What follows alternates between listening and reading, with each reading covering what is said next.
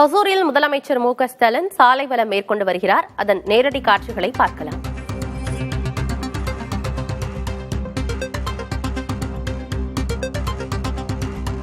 விவரங்களோடு செய்தியாளர் பழனிவேல் இணைந்திருக்கிறார். பழனிவேல், தற்போது ஹொசூரில் முதலமைச்சர் ஸ்டாலின் சாலை வலம் மேற்கொண்டிருக்கிறார். கூடுதல் விவரம் என்ன? தமிழக முதலமைச்சர் மு.க.ஸ்டாலின் இன்று கிருஷ்ணகிரி மாவட்டத்தில் சுற்றுப்பயணம் மேற்கொள்கிறார்.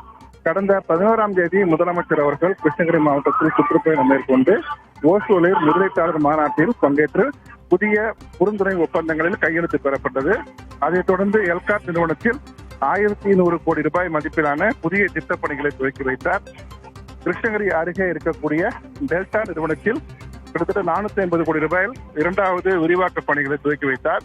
அதுக்கு அடுத்த நாள், அதாவது 12ஆம் தேதி கிருஷ்ணகிரியில் அரசு நிகழ்ச்சியில் கலந்து கொண்டு 2885 கோடி ரூபாய் மதிப்பீட்டிலான நலத்திட்ட உதவிகளை துவக்கி வைப்பதாக இருந்தது.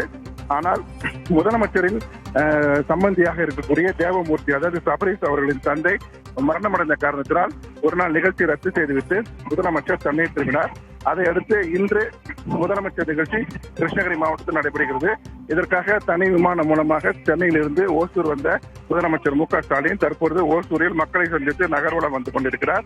அதைத் தொடர்ந்து சரியாக கிருஷ்ணகிரியில் இன்னொரு அரை மணி நேரத்தில் கிருஷ்ணகிரி ராயக்கோட்டை மேம்பாலம் அருகே பர்கூர் சட்டமன்ற உறுப்பினர் மதியழகன் தலைமையில் உற்சாக வரவேற்பு அளிக்கப்பட்டு கிருஷ்ணகிரியிலிருந்து 3 கிலோமீட்டர் தூரத்திற்கு ஒரு நகர்வலம், அதாவது ரோட் ஷோ நிகழ்ச்சி நடக்கிறது.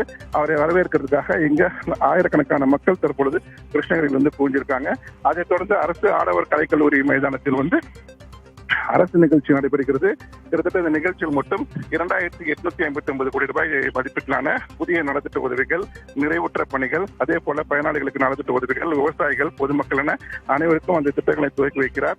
அதைத் தொடர்ந்து மீண்டும் விமானம் மூலமாக அவர் சென்னை திரும்பியிருக்கிறார். ஆனந்தி, நிகழ்ச்சிக்கான ஏற்பாடுகளை மாவட்ட நிர்வாக தரப்பு மூலமாக செஞ்சிருக்காங்க. கிட்டத்தட்ட கிருஷ்ணகிரி நகரம் முழுவதுமே விழாக்குளம் கண்டிருக்கிறது. ஆனந்த், தகவல்களுக்கு நன்றி பழனிவேல்.